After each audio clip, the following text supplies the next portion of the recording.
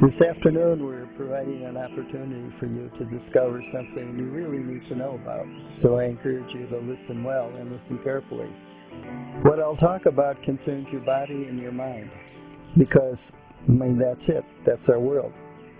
Actually, I'm sure most of you know everything important about your body already, or at least the essential aspects. But you're likely to be stunned to know something vital and essential about your mind. Okay, here it is. When the body goes, the mind does not go on. This is contrary to what you would have heard from Celine Dion's Titanic song. To verify this fact, let me ask you this. Are you a permanent entity? And is the content and functioning of your mind something personal? If you are, then you need to be who you think you are permanently, all the time. But that's not the fact, is it? It's not like that in reality. We are not a self all the time. The self is an idea, and the self idea comes and goes. It doesn't hang in there permanently and continuously.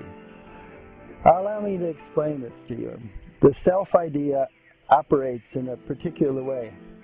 And once you understand how it operates and understand the implication, what this means will change your worldview. If we want to know about the truth of our life, we have to recognize just how the mind operates. For it's the mind that runs our life. The mind is the boss. It can't possibly be the body. It's evident that the body belongs to nature, and it's going to disintegrate back into the elements and back into nature once the life force leaves. The life force must then be in the mind, or at least it isn't running the show from somewhere within the body. That would be impossible. Nobody's ever seen the life force in the body as a particular thing. Okay, so here's a 5-minute summation that describes the nature of mind, and it goes like this. We have 6 doors of perception: the eye, ear, nose, tongue, taste, body itself, and thought. So when the eyes see a formation, then a recognition will occur. We know we're seeing a form, and the mind at this particular moment is in the eye. Now, immediately after an eye object impacts its form, and we recognize it, the mind jumps to memory. It runs through the files and it searches through these memory files until it picks out something that it knows, and it returns with a name for that particular form. And if the mind doesn't run over to memory, we would see just color and form. But memory generates something. From the contact, which was simply form and color, something has occurred. There's a name. Immediately, the relationship between something and awareness becomes personal. And once a personal relationship between something and the mind occurs, we have taken the something, which now has a name, and we relate to it personally. It's at this point that the person, the surrogate or alias or so-called self arises. But before that happens, say when we only see color and form, there is no self. There's no person generated. After this sequence of attention, our attention then shifts. Say it shifts to the ear or to the tongue, and then the awareness of that organ of the body. Say the mind is turned on to the ear organ, then sound becomes the thing that's acknowledged. If we follow our habitual or our usual pattern, once again, we go into our memory and search and determine that sound is the sound of a bird, a person, a car. Additionally, we're going to come back and label that information as a byte of some sort, an information byte. And from there, we're going to decide whether it's pleasant or unpleasant or neutral according to our experience.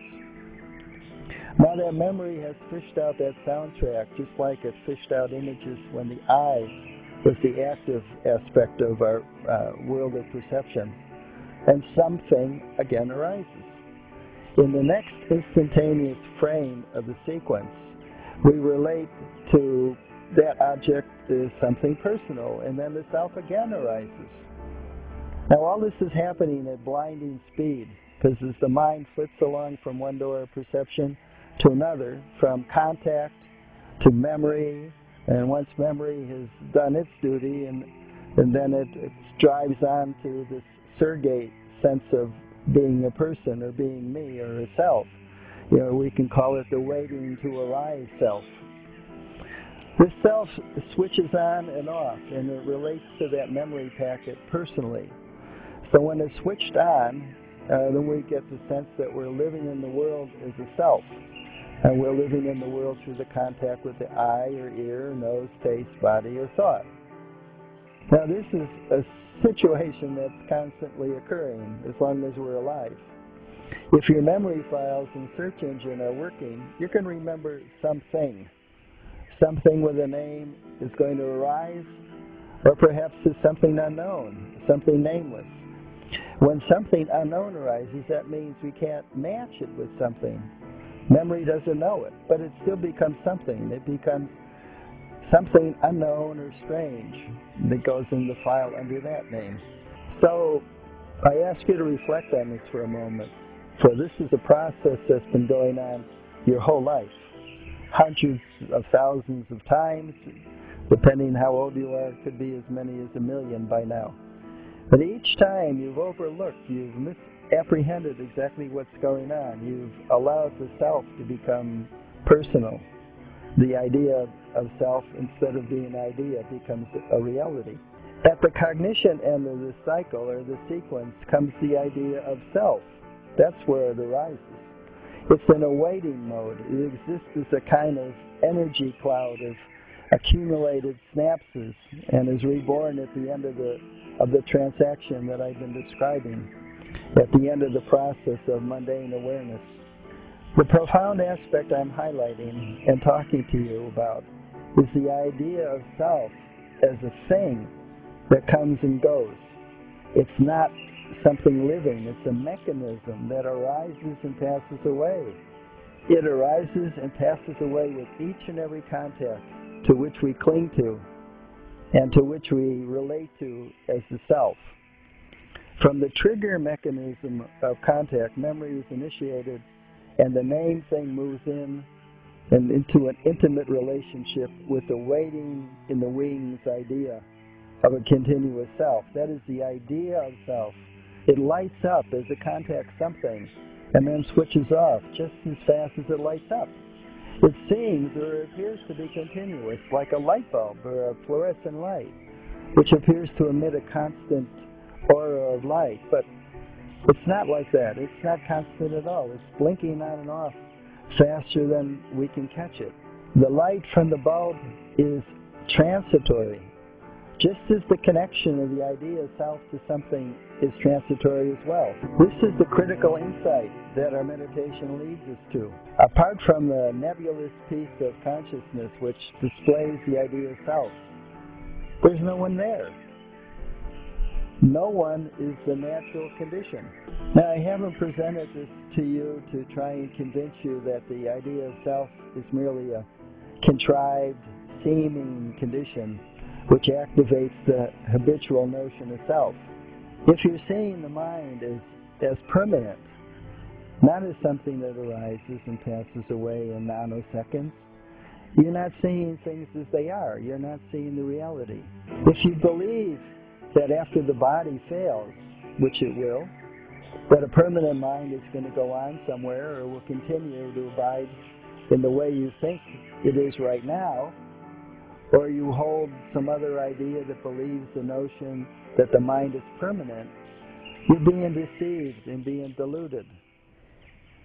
All the notions that you hold like that fly in the face of empirical evidence, which you can see for yourself. This is a fact, but it must be realized. It must be known. So now I offer this for your contemplation. May you come to see the truth. May you know the way things are.